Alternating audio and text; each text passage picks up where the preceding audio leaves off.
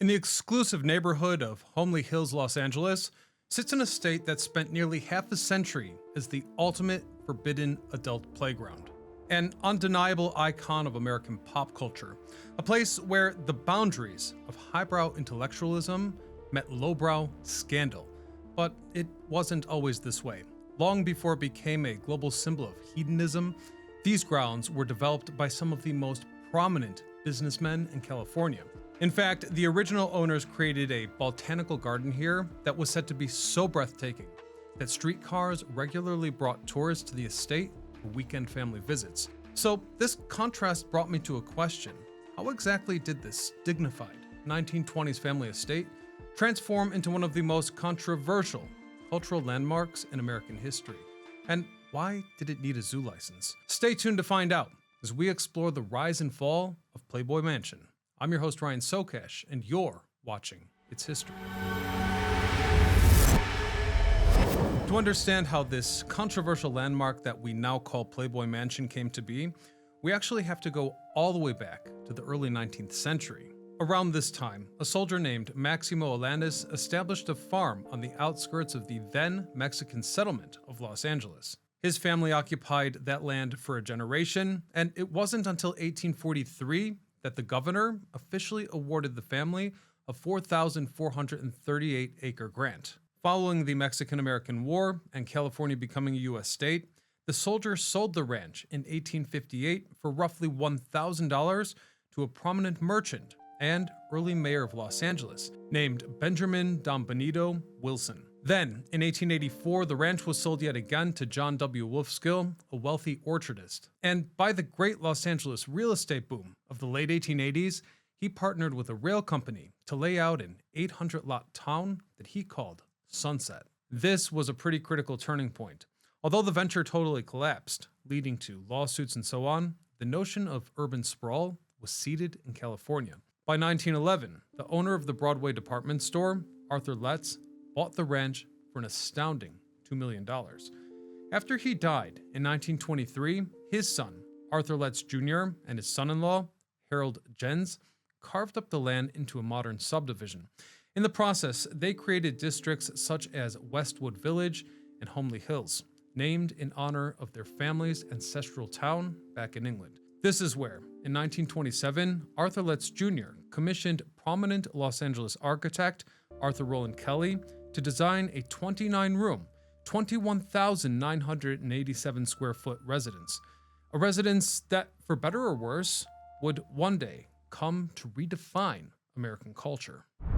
Built in the Gothic Tudor Revival style, the Holmby House featured ornate stonework, crystal glass windows, and internationally celebrated gardens.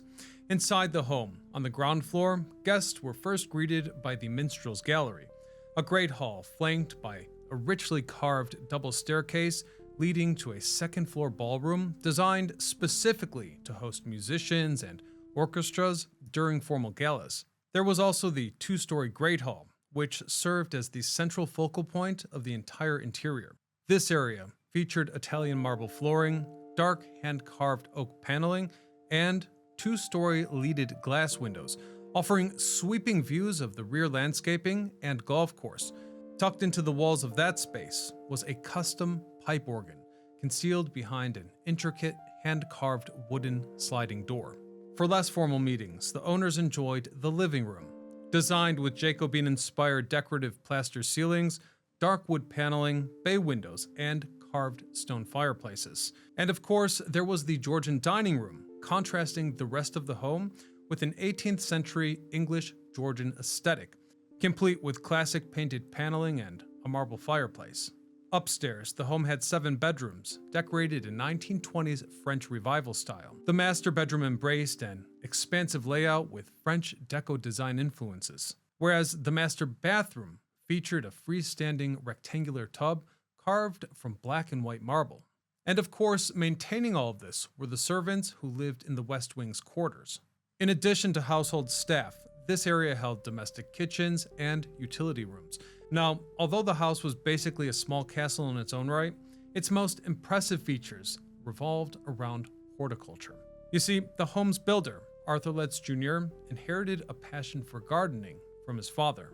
So the original estate grounds featured 3 grand greenhouses, including an expansive glass structure used to house rare tropical plants and exotic aquariums.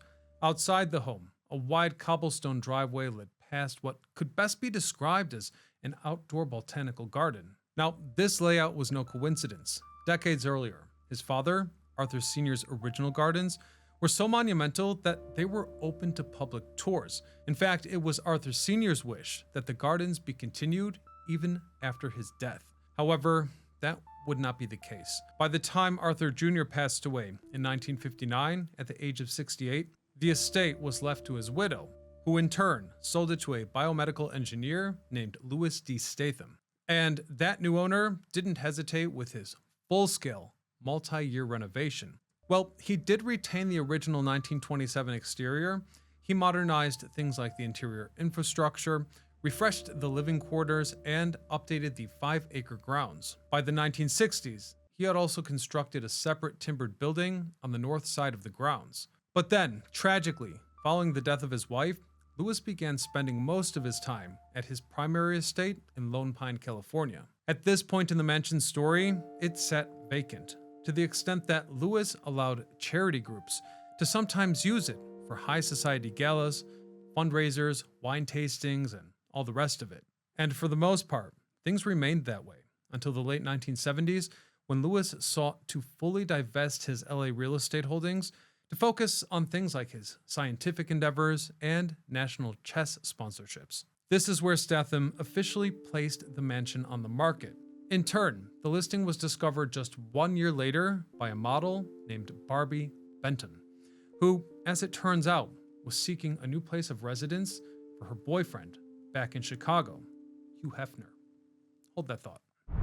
By the 1970s, America's economic and social landscape had transformed as the mothers of America permanently entered the workforce, a shift sparked by industrial expansion and 2 world wars, and then sustained by women who valued their newfound financial independence. At the same time, corporations and governments benefited from lower labor costs and the expanded tax base. So basically, this economic shift, combined with the introduction of modern contraceptives in the 1960s, fueled the rise of the sexual revolution. Though, to be fair, this societal change also required strong cultural reinforcement in the media. For starters, the free love movement, or hippie movement, explicitly advocated for the removal of traditional social barriers. It framed intimate exploration as a path to spiritual and personal liberation. Then there was the music of the time, which communicated the spirit of revolution and rebellion against authority, dare I say, liberation of the body. It turned sexual exploration into a badge of honor and a sign of being enlightened or modern. It was the medium that reached the youth demographic most directly. And beyond that, there was confessional literature, a medium that promoted the idea that one's private or often deviant desires were a source of truth. And this writing was thought to have laid the intellectual groundwork for what followed. By writing so directly and openly about non-traditional lifestyles, this literature broke the social taboos of polite conversation, paving the way for the more mainstream explorations of the next decade. Now, my sources suggest 2 entirely different theories as to how and why these trends came about. Some suggest that it was organic, a path towards liberation, equality, and many of the other values that are still sought after by political movements in the modern day, whereas other, more cynical sources suggest that the movement came about as the creation of lobbyist groups from boardrooms. This way, they could encourage society to embrace their desired corporate outcomes. Either way, what's important for the sake of our story here is that it was in that context that Playboy magazine became the most influential modern lifestyle brand on Earth. When Hugh Hefner founded Playboy in December of 1953 from his Chicago kitchen table, he envisioned more than a men's magazine. He aimed to sell a cosmopolitan, hedonistic lifestyle. And over the decades that followed, he enjoyed wild success. By strategic branding, high-profile intellectual content, and audacious marketing stunts, he transformed Playboy into a massive media empire. His magazine in particular did something radical. It attempted to fuse highbrow intellectualism in art forms like literature and jazz with lowbrow erotica. It reframed sex as sophisticated leisure activity for a modern, educated America. It also helped normalize the idea of dating for pleasure rather than just for marriage, and it encouraged the visual consumption of the female body as a mainstream cultural commodity. So, if we take a moment to account for the fact that the magazine encouraged people to lean into their desires, it's unsurprising that society rapidly embraced the product. By 1970, monthly circulation peaked at an extraordinary 7.2 million copies. The business was so lucrative that Hefner's corporation purchased the first Playboy mansion on State Parkway in Chicago, not far from Playboy Tower, which you might recall from a previous episode. Located in the Gold Coast, the home featured 70 rooms, an underground swimming pool with a glass window facing a basement bar, as well as most of the other, let's say, lifestyle decorations one might expect in this context. However, it was around this same time that the tides were shifting. Hefner was facing serious competition from raunchier publications and video adult entertainment in particular. For decades, the Hays Code strictly censored what could be shown in American cinema. Yet by the 1970s, these restrictions were removed, leading to a new Hollywood era. This is where films began to depict far more explicit romance scenes. In turn, adult films became commonplace in respectable society. They began breaking all the norms and offered the public a level of shock value unimaginable in Playboy magazine. Aside from that, Hefner's 19-year-old girlfriend, Barbie Benton, was completely fed up with the cold winters of Chicago, and so she pushed her then 43-year-old boyfriend to find the couple a warm weather sanctuary for their future. And so, as Hefner needed the expansion for his business into things like film production, and he wanted to satisfy the wishes of his lovely girlfriend, a Californian house hunt began. Working through local real estate contacts, it was actually 19-year-old Barbie who scouted the Arthur Letts Jr. estate. Once she saw the privacy, expansive grounds, and architecture, she knew it was the right fit. Accordingly, Hefner joined her for a tour of the estate not long thereafter, and he fell in love with it on the spot. From there, Playboy Enterprises bought the estate for just over $1 million, which at the time set the record for the largest single-family residential real estate deal in LA history. As I just mentioned, much like the Chicago home, this mansion was also bought directly by the company, with the corporate entity leasing the master suite to Hefner while listing the property as a facility for company events, PR galas, and magazine photo shoots. To make his new house into a home, Hefner hired his longtime Chicago architects, Ron and Suzanne Dursmith, to reimagine the property completely. The directive Hefner gave them was simple: create an adult fantasy land where no detail was restricted, but make it look as though it had been there forever. And they didn't hold back in that process. At one point, the team had over 80 distinct individual renovation projects running simultaneously across the grounds. And here are just a few of the things that they changed. Before the takeover, the backyard garden featured a standard rectangular swimming pool and a plain lawn that was mostly oriented towards the LA Country Golf Club next door. And this was one of the first features to go. They reshaped the entire backyard into an organic-looking tropical paradise built around artificial rock formations, waterfalls, and pools.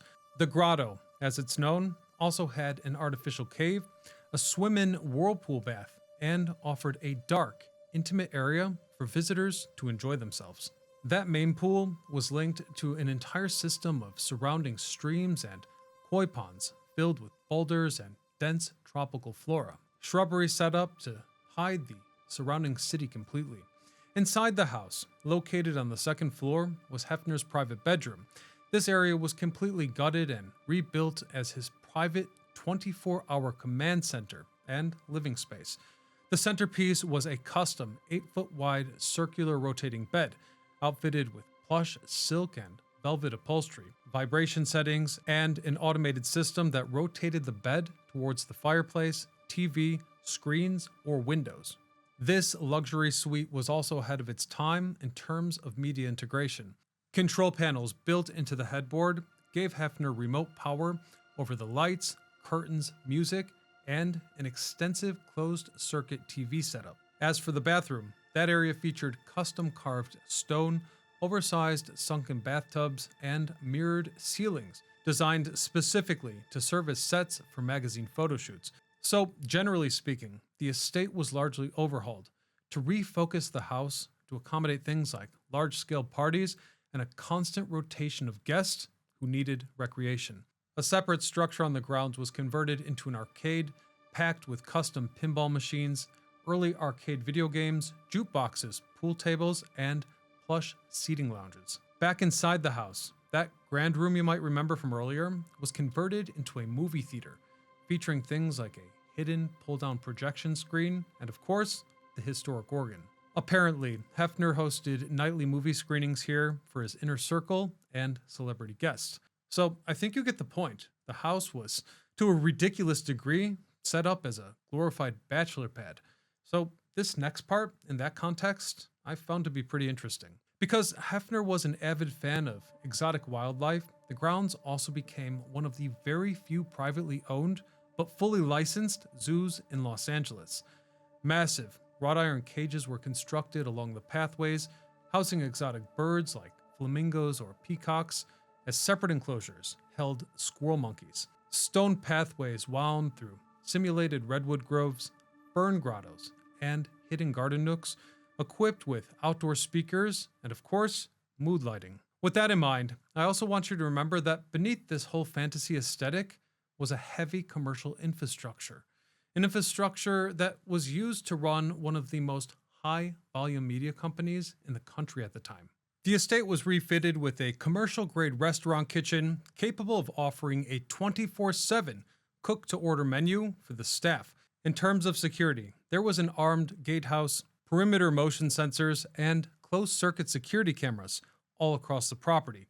This way, they could keep out paparazzi while allowing high-profile guests total privacy. With Playboy Mansion West now set up, Hefner initially divided his time between Chicago and LA, but by the early 1980s, Playboy Enterprises was facing significant financial decline. For starters, the company lost its coveted UK casino license, magazine circulation fell, and Hefner's Playboy lifestyle was beginning to take its toll. To make matters worse, he was dealing with some pretty nasty PR after one of his models, or bunnies as they were referred to back then, was brutally murdered by her estranged but jealous husband. Given the gravity of the situation, moral blame was placed directly on what more conservative media publications of the time deemed degeneracy. But they didn't stop there. They outright started accusing Hefner of doing unspeakable things to the young women in his company. Hefner, 58 years at the time, fell apart. On March the 7th, 1985, around 9:30 p.m., while in his bedroom, he suddenly suffered a major stroke. He immediately lost the ability to speak clearly and experienced paralysis on one side of his body. Though he did manage to alert his staff, as well as his girlfriend at the time, Carrie Lee, who quietly elected to drive Hefner to UCLA Medical Center in Westwood instead of calling an ambulance to avoid the scrutiny that could arise from the press. Hefner was admitted under close medical supervision.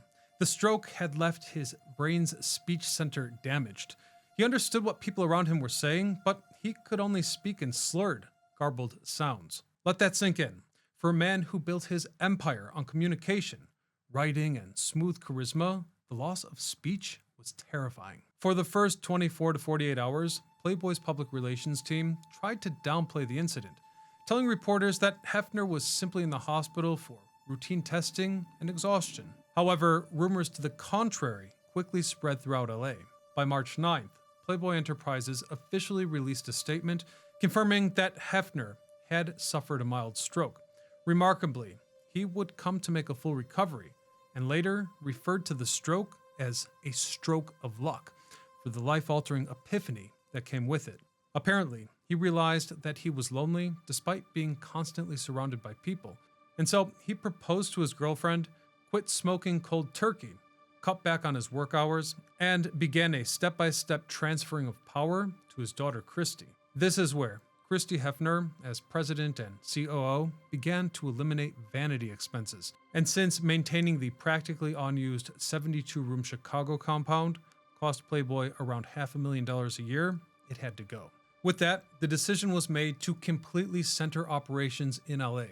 The Chicago mansion proved hard to sell in the open market, hence Christie made a clever, tax-efficient deal. Playboy leased the estate to the School of the Art Institute of Chicago for just $10 a year for 5 years, with the stipulation that the school would cover operating costs. According to one source, the school didn't completely ignore the mansion's colorful heritage. Allegedly, some of the students made use of its more entertaining features and enjoyed the occasional pool parties. By 1989, the mansion was donated to the school outright and sold to a developer in 1993 who proceeded to gut the interior and divide the spaces into private luxury condominiums. Though back in California, the wild parties were paused as Playboy Mansion was modified yet again to accommodate Hefner's 2 youngest sons. Weirdly, at least in the context of this story, they added playgrounds, child-safe gates, and more family-oriented spaces. However, old habits die hard, and by the turn of the century, Hefner divorced his wife and reverted to his player persona. At this point, inviting a rotating roster of young women to move in as living girlfriends. With that, the mansion became the backdrop for one of the country's biggest reality TV hits, E's The Girls Next Door. In this era, numerous pop culture projects were also filmed there, including Weezer's Beverly Hills music video, sitcoms like The Entourage and Curb Your Enthusiasm, and of course the comedy movie, House Bunny. The grounds also hosted televised professional boxing and MMA fights, charity poker tournaments, and major fundraisers for wildlife conservation, as well as civil liberties. And although it seemed like the party would last forever, as any viewer of this channel knows, the downfall came fast. First, in February of 2011, the mansion made headlines for a public health incident. Following a conference on the grounds, over 120 attendees fell ill with severe fever and respiratory symptoms. An investigation by the LA County Department of Public Health later traced the symptoms to a bacterial outbreak found in the warm waters of the Grotto's indoor spa. Then, not long after, another unforgiving fact took hold. The publication was losing vast ground to the internet. And if you were paying attention earlier, you'll recall that the mansion itself was not Hefner's personal property. In reality, Playboy Enterprises owned the building. Hefner was always just a renting tenant, leasing the master suite back from the corporate entity. And although he had a decent income at this point, he had lost much of his fortune to things like excessive spending, divorces, and all the rest of it. And so the idea of him personally buying the house was basically out of the question. By this time, with rising real estate values and property taxes, the estate was becoming a severe financial burden. Operations, including around-the-clock security, groundkeepers, a 24/7 kitchen staff, zoo caretakers, and hefty property taxes cost Playboy Enterprises an estimated $5 million to $10 million annually in cash flow. This situation was unsustainable, though even as an elderly man, Hefner was unwilling to part ways with his image. After all, he was still dating and marrying women in their 20s. Even so, by early 2016, Playboy was losing so much money that it sought the sale of the company. In the meantime, like the original Playboy Mansion back in Chicago, liquidating the compound was the fastest way to inject fresh capital into the failing company to pay off corporate debts. However, when the company listed the mansion in January for an ambitious $200 million, they attached a rather unusual but non-negotiable condition to the sale: a lifelong estate lease agreement for Hugh Hefner, meaning Hefner, who was 89 at the time, would be permitted to live in the master suite and remain on the grounds for the rest of his natural life. For this, Playboy agreed to pay the new owner $1 million per year in rent to cover Hefner's residency. The home sold in August that same year for an estimated $100 million. Curiously, the new owner had also acquired the adjacent property, and his vision was to eventually merge the two back into the original 1920s configuration at 7.3 acres to make it, yet again, one of California's most beautiful estates. Indeed, Hefner lived in Playboy Mansion West until his passing at the age of 91. He passed away in his bedroom, formally marking the end of this bizarre 46-year Playboy Mansion era. Not long after, Hefner's young widow, Crystal Harris, and remaining staff vacated the property. Then, in late 2018, Hefner's estate hosted a massive liquidation auction. Thousands of personal items, including his signature velvet smoking jacket, silk pajamas, passport, personal arcade games, and even his original copy of Playboy issue number 1, were auctioned off to collectors for millions of dollars. With the house now clear of its main tenant and his belongings, preservationists seized the moment to fight for legal protection of this historic California home. By March of 2018, a permanent historic protection covenant was signed, guaranteeing that the original 1927 facade and architectural footprint of the main house would never be demolished. And that's the story of the Playboy Mansion. It was actually the first time that I heard about this magazine. I definitely was not looking through my parents' closet or anything like that, so this is definitely the first time I heard about it. But what about you? Had you heard anything about this story before? Let me know in the comments section below. Otherwise, until next time, this is Ryan Socash, signing off. Oh yeah, and make sure that you click that subscribe button. We gotta get up to 1 million.